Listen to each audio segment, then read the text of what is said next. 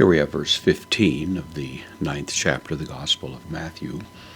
The disciples of Jesus have been questioned by disciples of John the Baptist, who tended to live a quite rigorous life, and have noticed that the disciples following Jesus don't engage in quite the same level of austerity, especially with respect to fasting. And so they're putting the question, why do they, as well as the Pharisees, fast fairly frequently, and yet the disciples of Jesus don't seem to observe such austere measures? And while the question was put to the disciples, it's Jesus himself who responds. So we have kai, the connective apen, from lego, I say, third person singular, aorist, active indicative, he said, indirect object, autois, to them, dative, masculine, plural, so he said, and then the subject, of course, the Jesus, idiomatically using the definite article here, so Jesus said to them, to these who are interrogating Jesus' own disciples. May, unexpected, because usually it's not used in the indicative, which is what we have here, but of course may, with the indicative, as we have it here, will usually set up a question, which is expecting a negative answer, and so that's what we'll read this as. So may dunatai, from dunamai, I am able. This is the third person plural, present active indicative, so they are not able, are they? Would be the idea. It's, as I say, expecting a negative answer. The subject of the verb, hoi, huioi, the sons, and then to, numphonos.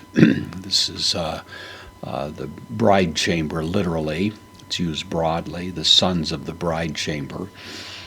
Usually applied originally to those who would be preparing the bride, part of the retinue that was involved in getting her ready for the nuptials. In fact, you'll notice the in you here, the nu is actually the root of our word nuptials.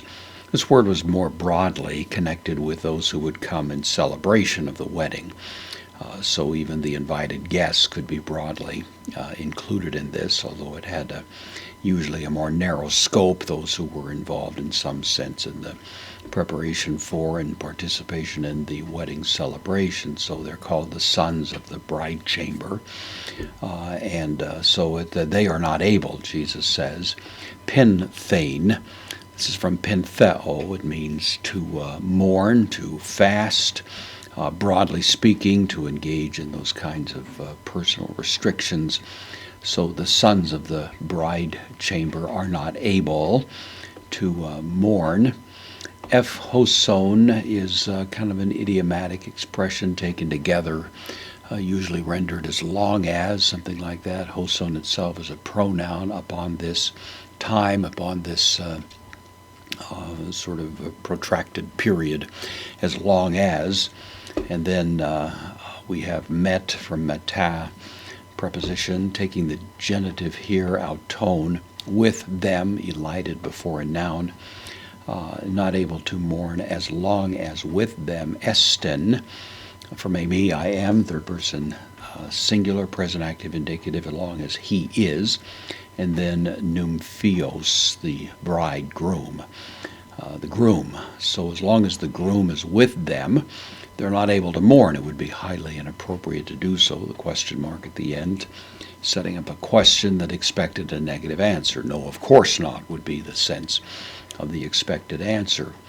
Then Jesus adds with a soft conjunction de, elusuntai, third person plural, future active indicative of erkamai, I come, so they will come. Hemerai, days, so days will come. Hotan, when. This usually takes the subjunctive, and the on there at the as the suffix suggests that. Aparthe, this is the subjunctive as expected, third person singular.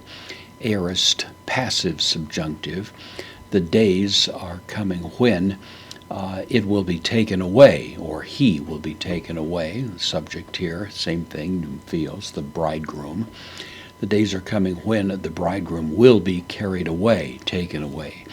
This is apo, the preposition with arthe from iro, I take up, I take away. So the bridegroom will be taken away. Ab auton, from them. Preposition apo takes the genitive here. From them, kai, tota, and then, indeclinable adverb, nestuusen, they will in fact fast. The word nistuo, to fast, this is the third person plural, present active indicative.